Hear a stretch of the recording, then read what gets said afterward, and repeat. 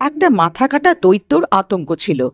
ওই দৈত্য রাত হতেই নিজের ধরের খোঁজে রাত্রে বেরোতো। গ্রামের লোকে ওর থেকে অনেক ভয় পেত। ও যাকেই দেখতো তার পেছনে পড়ে যেত। আরে পালাও রে, আজকের দিনটাই খারাপ। যদি এ ভূতটা আমাকে কামড়ে দেয় তো 14টা টিকা নিতে হবে। পালাও রে পালাও, এই গ্রামবাসী কেউ তো আমাকে বাঁচাও। আমার পেছনে মাথা কাটা দৈত্য পড়ে গেছে, হে ভগবান আমার রক্ষা করো। তারপর ও পালাতে পালাতে একজনের দরজার কাছে যায়। আরে খোলো, দরজাটা খোলো, আমার পেছনে মাথা কাটা ভূত পড়েছে, আমার সাহায্য করো, আরে দরজাটা খোলো। আরে কে আছে? দাঁড়াও দাঁড়াও, আসছি। এত রাত্রে কে এসেছে? বোন, আমার একটু সাহায্য করো, আমার পেছনে মাথা কাটা ভূত পড়েছে, আমাকে ভেতরে আসতে দাও, না হলেও আমাকে কামড়ে খেয়ে নেবে। না না, যদি আমি তোমাকে ভেতরে আসতে দিই তো ওই দৈত্য তোমার পেছনে এখানে চলে আসবে। তুমি অন্য কোথাও যাও, আমি তোমার কোনো সাহায্য করব না। এতটা বলেই ওই বউটা দরজা বন্ধ করে নেয়। আরে মরে গেলাম রে, এবারে কি করি, কোথায় যাই?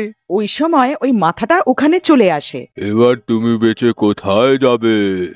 আমি অনেক দিন ধরে না খেয়ে রয়েছি।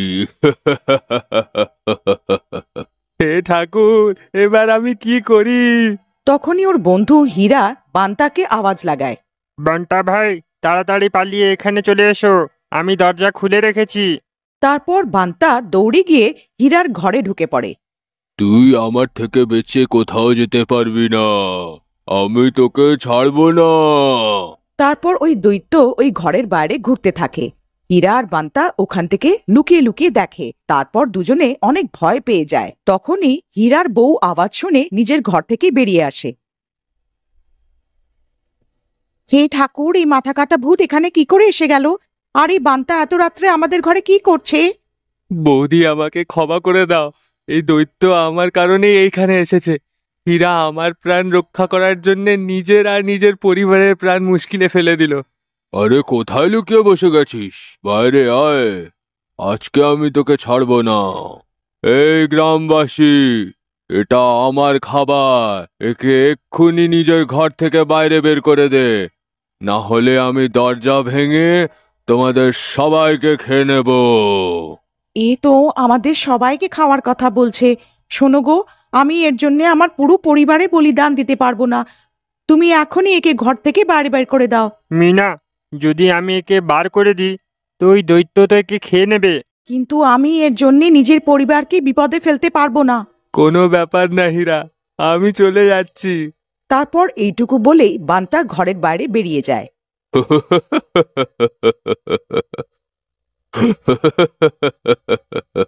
এবার আমার থেকে বেঁচে কোথায় যাবি? দৈত্য রাজা, আমাকে ক্ষমা করে দাও, এখন তো আমার বিয়ের বয়সও হয়নি, এখন আমার মরার বয়সও হয়নি, আমার উপরে দয়া করো আর আমাকে যেতে দাও। আপনি যা বলবেন আমি তাই করব, বাস আমাকে প্রাণে মেরো না। আমি তোকে একটা শর্ততেই ছাড়বো, তোকে আমার ধর খুঁজে এনে দিতে হবে। তোর কাছে 2 দিনের সময় আছে, আর যদি তুই করতে না পারিস তাহলে আমি তোকে কাঁচা খেয়ে যাব। ঠিক আছে, ঠিক আছে, আমি রাজি। তারপর ওই মাথা ওখান থেকে চলে যায়। হীরা সব কথা ওখানে দাঁড়িয়ে শুনছিল। তারপর দৈত্য ওখান থেকে যাওয়ার পরে হীরা বান্তার কাছে যায়।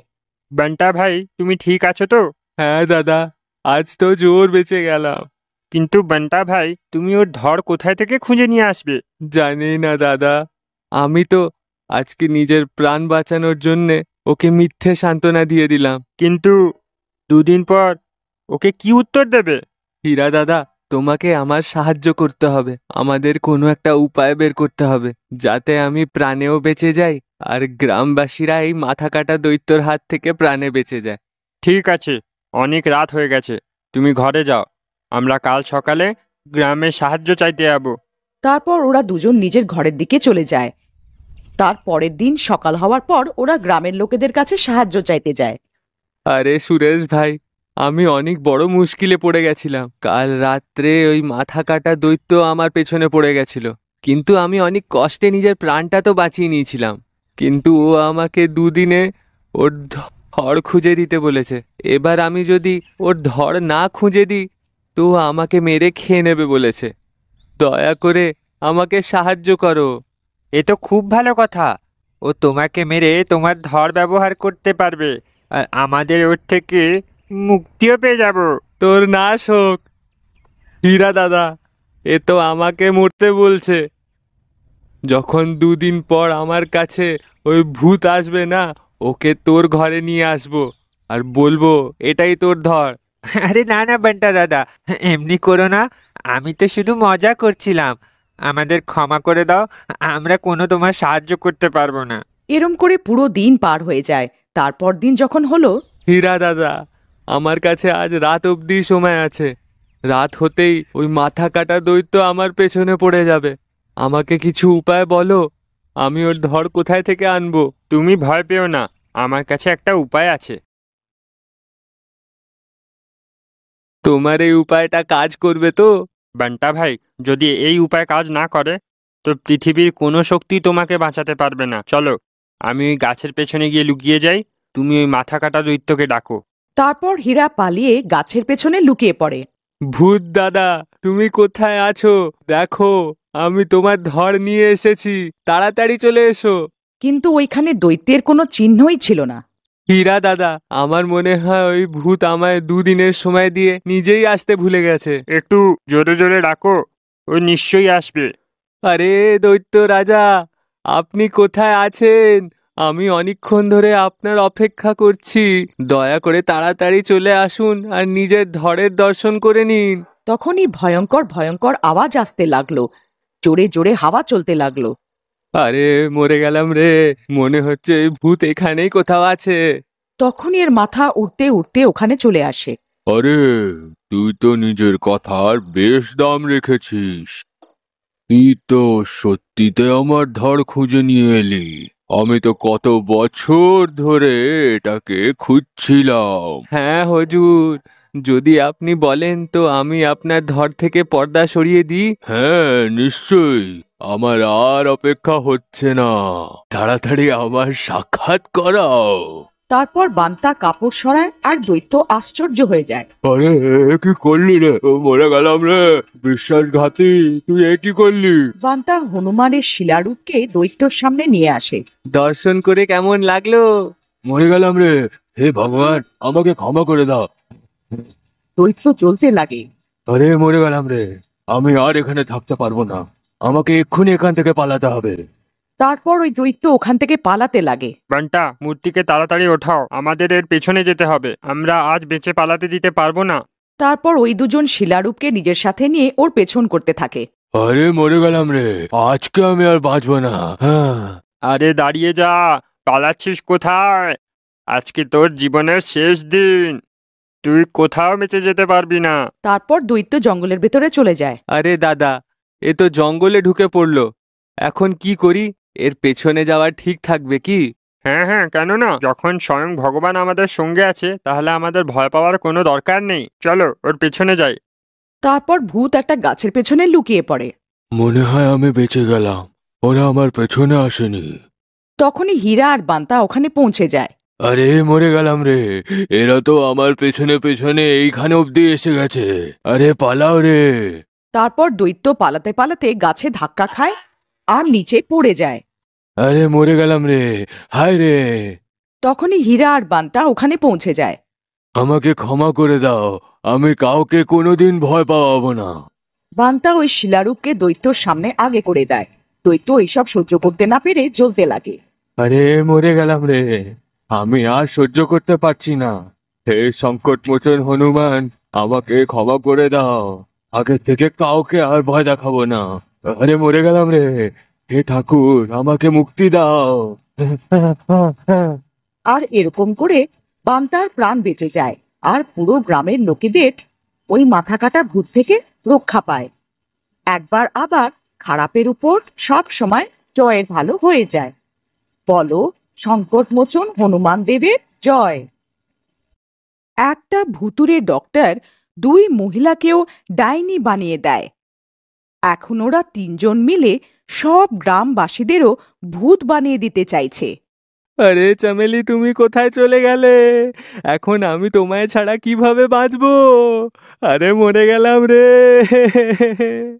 আমার বউ তো ডাইনি হয়ে গেল। হায় রে, এখন আমি কি করি? তার পরের দিন হওয়ার পর গোপাল ভাই, আমি আমার বউকে ছাড়া থাকতে পারবো না।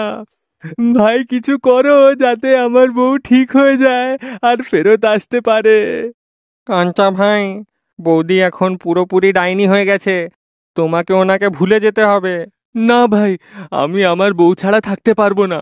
যদিও আবার মানুষ না হতে পারে, তো আমি ওর জন্য ভূত হয়ে যেতে রাজি আছি। আমি আজ রাতে এই জঙ্গলে যাব আর ওকে বলবো যে আমাকে কামড়ে দেয় আর নিজের মতন বানিয়ে দেয়। মূর্খের মতন করো না কাঞ্চা ভাই, এরম ভাবে তো কেউ বাঁচতে পারবে না। এই সব ভূতেরা মিলে পুরো গ্রামের লোকেদেরকে ভূত বানিয়ে দেবে। আরে দেখতে দেখতে পুরো মানব জাতির বিনাশ হয়ে যাবে। ভাই, আমাদের এর কোনো না কোনো উপায় তো বের করতেই হবে। তারপর রাত হতেই ওই দুজন ডাইনি আবার গ্রামে ফেরত এসে যায়। আরে ওই দেখো, ওই দুজন ডাইনি তো আবার এই গ্রামে চলে এসেছে। এখন কি করি?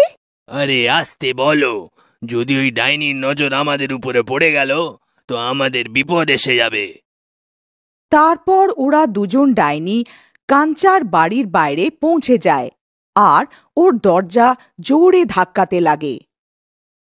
আরে এই কাঞ্চা, কোথায় লুকিয়ে বসে আছিস? বাইরে বেরো। দেখ, নার্স ম্যাডাম এসেছে। একটু বাইরে তো আয়। রাজা মশাই, একটু বাইরে তো এসো। এত তাড়াতাড়ি নিজের বউকে কি করে ভুলে গেলে রাজা মশাই? হে ভগবান, এই দুজন ডাইনি তো হাত ধুয়ে আমার পেছনে পড়ে গেছে। এখন কি করি? আরে প্রিয়তমা, তুমি এইখানে কেন এসে গেলে? তুমি অন্য কোথাও চলে যাও না। আমি তো তোমার স্বামী। দয়া করে আমার উপর একটু স্নেহ করো, আমায় ছেড়ে দাও। আরে এরম ভাবে কি করে ছেড়ে দিই? আমি তোমাকেও নিজের মতো বানিয়েই দম নেব। আরে মরে গেলাম রে, এ তো হাত ধুয়ে আমার পেছনে পড়ে গেছে। এখন কি করি, কি করি? তারপর ওরা দুজন ডাইনি জোরে জোরে দরজা ধাক্কাতে লাগে আর কাঞ্চা পিছনের দরজার থেকে পালিয়ে চলে যায়। আরে পালাও রে পালাও, ডাইনিরা গ্রামে আক্রমণ করে দিয়েছে। এরা এখন কাউকে ছাড়বে না। তারপর কাঞ্চা পালাতে পালাতে গোপালের বাড়ির সামনে পৌঁছে যায়। আরে গোপাল ভাই, তাড়াতাড়ি দরজাটা খোলো, ওই দুজন ডাইনি আমার পেছনে পড়ে গেছে। আরে তাড়াতাড়ি খোলো রে, দরজাটা খোলো। আরে মরে গেলাম রে। হে ভগবান, এখন কি হয়ে গেল? ডাইনিগুলো আবার গ্রামের উপরে আক্রমণ করে দেয়নি তো? তখন গোপাল যায় আর দরজাটা খোলে। দরজাটা খুলতেই কাঞ্চা লাফিয়ে বাড়ির ভেতরে ঢুকে যায়। আরে গোপাল ভাই, তোমার বৌদি আর ওই ডাইনি দুজনে আবার ফেরত এসে গেছে। আর ওরা আমাকেও নিজের মতন বানিয়ে দিতে চাইছে ভাই। আমি কেরম ভাবে প্রাণ বাঁচিয়ে এখানে চলে এসেছি। ভাই, আমাদের কিছু না কিছু করতেই হবে, না হলে ওই ডাইনিরা কখনো আমাদের পিছু ছাড়বেই না। ভাই চলো, আমরা আবার জঙ্গলে যাই ওই মাহামুনির খোঁজ করতে। উনি এর উপায় বের করতে পারবেন। তারপর ওই গোপাল দরজাটা খুলে উঁকি মেরে দেখে। চলো কাঞ্চা ভাই, রাস্তা পুরো পরিষ্কার, বাইরে কোনো ডাইনিও নেই, এটাই ঠিক সময়। তারপর ওরা দুজন জঙ্গলের দিকে চলে যায় আর কিছুক্ষণের মধ্যে মহামুনির ঠিকানাতে পৌঁছে যায়। হে মাহামুনি, আমরা কখন থেকে আপনার খোঁজ করে যাচ্ছি। তুমি এত ভয়ভীত আছো কেন? ওই ভুতুরে ডাক্তারটা দুজন মহিলাকে ডাইনি বানিয়ে দিয়েছে, এখন আমরা কি করি? দেখো বৎস, আমার কাছে যত পবিত্র জল ছিল আমি তোমায় দিয়ে দিয়েছিলাম। এখন আমি তোমার কোনো সাহায্য করতে পারবো না। এই সব শুনে কাঞ্চা আর গোপাল চিন্তিত হয়ে যায় আর ওইখান থেকে চলে যেতে থাকে। গোপাল ভাই, এখন কি করি? আমাদের সব উপায় তো বিফল হয়ে গেল। আমাদের কোনো না কোনো রাস্তা খুঁজতেই হবে। কাঞ্চা ভাই, আমার মনে হচ্ছে এইসবের পেছনে সেই ভুতুরে ডাক্তারটা আছে। ওদি দেওয়া বিষের জন্য আজ বৌদি ডাইনিতে পরিণত হয়েছে। যদি আমরা সেই ডাক্তারটাকে কিছু করে মেরে দিতে পারি তাহলে ওই দুজনকে ঠিক করা যাবে। কিন্তু ভাই, আমরা ওই ডাক্তারটার কাছে যাব কিভাবে? ও তো আসলে একটা ভূত। যদি আমরা ওর সামনেও যাই তো আমাদেরকে কামড়িয়ে দেবে আর আমাদের নিজের মতন বানিয়ে দেবে। ভাই, আমার কাছে একটা উপায় আছে। কাঞ্চা ভাই, যদি তুমি ভূতের মতন সেজে ওর সামনে যাও তো তোমাকেও সে নিজের জাতের ভাববে আর তোমাকে কামড়াবে না। তুমি ওকে মারার অনেক সুযোগ পেয়ে যাবে। গোপাল ভাই, যদিও আমার আসল পরিচয় পেয়ে যায় তো আমার তো বিপদ এসে যাবে। কিচ্ছু হবে না, চলো আমার সঙ্গে। তারপর কাঞ্চা নিজের শরীরকে নীল রং লাগিয়ে সেজে ফেলে আর ভূতের বহুরূপী হয়ে এসে যায়। আরে বাহ ভাই কাঞ্চা, তুমি তো এখন পুরোপুরি ভূতের মতন লাগছো। তুমি এখন ওই ভূতটাকে ডাকো আর আমি সেই গাছের পেছনে গিয়ে লুকিয়ে যাই। তারপর গোপাল পালিয়ে যায় আর পালিয়ে গিয়ে গাছের পেছনে লুকিয়ে পড়ে। আর কাঞ্চা ওই ভূতকে ডাকা শুরু করে দেয়। ও মালিক, তুমি কোথায়? দেখো, আমি এসে গেছি। আজ থেকে আমি তোমার জাত ভাই হয়ে গেছি। আমাকে তোমার সেবা করার একটা সুযোগ দাও মালিক। আপনি কোথায়? আমি আপনার এখানে অপেক্ষা করে যাচ্ছি। জলদি এসে যান আর আমাকে আদেশ দিন যে আমাকে আগে কি করতে হবে। মনে হচ্ছে আরেকটা মানুষ আমাদের জাতে পরিণত হয়ে গেছে। তারপর ওই ভুতুরে ডক্টর নিজের গুফা থেকে বেরিয়ে বাইরে এসে যায় আর সিধা কাঞ্চার দিকে চলে আসে। আসো, ভূতেদের সংসারে তোমার স্বাগত। শেষমেশ তুমিও আমাদের জাতে পরিণত হয়ে গেলে। এখন আমরা সবাই মিশে এই বিশ্বের রাজ করব। তখনই গোপাল গাছের পেছন থেকে বাইরে বেরিয়ে আসে আর নিজের মশাল দিয়ে ওই ভুতুরে ডাক্তার তার উপরে আক্রমণ করে দেয় আর ওকে আগুনের তাপে ফেলে দেয় আর ওই ভুতুরে ডাক্তার জ্বলতে শুরু করে। আরে মরে গেলাম রে, এ তো আমাকে ধোকা দিল। আরে মরে গেলাম রে, মরে গেলাম। তোর সঙ্গে এরমই হওয়া উচিত ছিল। আর ওই ভুতুরে ডক্টর জ্বলে ভস্ম হয়ে যায়। তারপর কাঞ্চা আর গোপাল গ্রামের দিকে চলে যেতে থাকে। গোপাল ভাই, আমার বউ ঠিক হয়ে গিয়ে থাকবে তো? হ্যাঁ ভাই, তুমি ভয় পেও না, চলো আমরা গ্রামে যাই। ওইখানে গিয়েই দেখি সেইখানে কি হয়েছে। তারপর ওরা দুজন গ্রামে আবার ফেরত চলে আসে। প্রিয়তমা, তুমি কি বাড়িতে আছো? দেখো, আমি এসে গেছি। হ্যাঁ গো, তুমি এই লুকিয়ে লুকিয়ে কি দেখে যাচ্ছ? ভেতরে কেন আসছো না? আরে ভয় পেও না, দেখো আমি এখন ঠিক হয়ে গেছি, আমি তোমায় কামড়াবো না। তারপর রাত হতেই কাঞ্চা ঘুমোতে থাকে। তখনই ও অনেক বিকট বিকট আওয়াজ শুনতে পারে।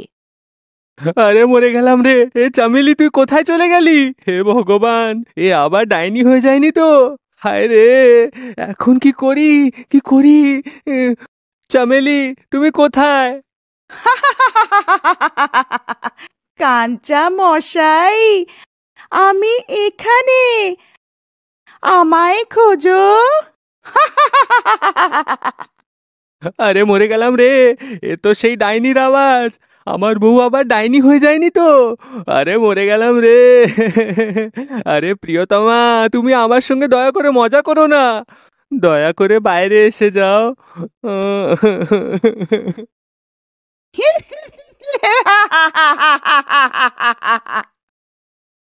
যদি আপনি এর পরের গল্পটা দেখতে চান তো কমেন্ট করে নিশ্চয়ই জানান।